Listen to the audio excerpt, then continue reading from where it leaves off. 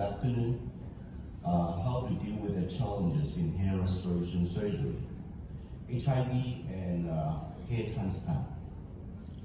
Question: is HIV a contraindication to surgery? Answer is no. They can have surgery. Do the HIV patients increase the surgical risk? In virally suppressed patients, the HIV patients, they do not increase the surgical risk. Can the HIV patients transmit the virus to the surgical team? No. In virally suppressed patients, they cannot transmit the virus to the surgical team. Don't worry about it.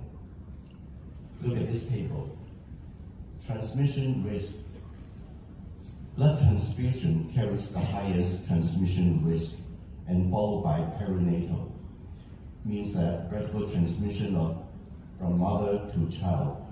These two comprises the highest transmission risk, and the rest, sexual intercourse, vaginal, anal, oral, injecting drugs used, needle exposure, this all carries very low risk, so don't worry. You can go ahead. Before you go ahead, check two parameters. First of all, you have to look at the HIV titer, which should be undetectable. Most of our patients are really healthy, and most of them are treated, so most of them, titer is undetectable. And the other parameter you have to look for is the CD4 count, which should be more than 500. What is CD4 count? When the CD4 count, the normal value is 500 to 1,200 cells per cubic millimeter. It means that the patient is immunocompetent. When it is below 500, the patient is immunocompromised. When it's below 350, meaning to say the patient has advanced disease. And when it's below 200, the patient has AIDS. And there's a potential that he may die from the disease because of opportunistic infection.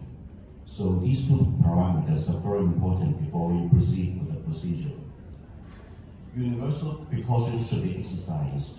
The most important of these is you have to wear gloves, surgical mask at all times, and protective eyewear and face shield to prevent droplets, splashing of blood, and some other fluids. These are very important. Okay, second scenario. What is the diagnosis? The patient is 38 years old, for FUE, admitting BP 140 over 85, pulse rate 75. 7-hour procedure is very uneventful. Immediately after the surgery, upon standing up, he developed dizziness, weakness, lightheadedness, fainting, and nausea. BP at that time, 118 over 75, pulse rate increased. The diagnosis is postural hypertension. Dehydration and long surgeries are the culprit. This is probably the second most common emergency in hair restoration surgery. The diagnosis is made when there's a drop in blood pressure and an increase in heart rate within 5 minutes upon standing up. This is really, really common nowadays.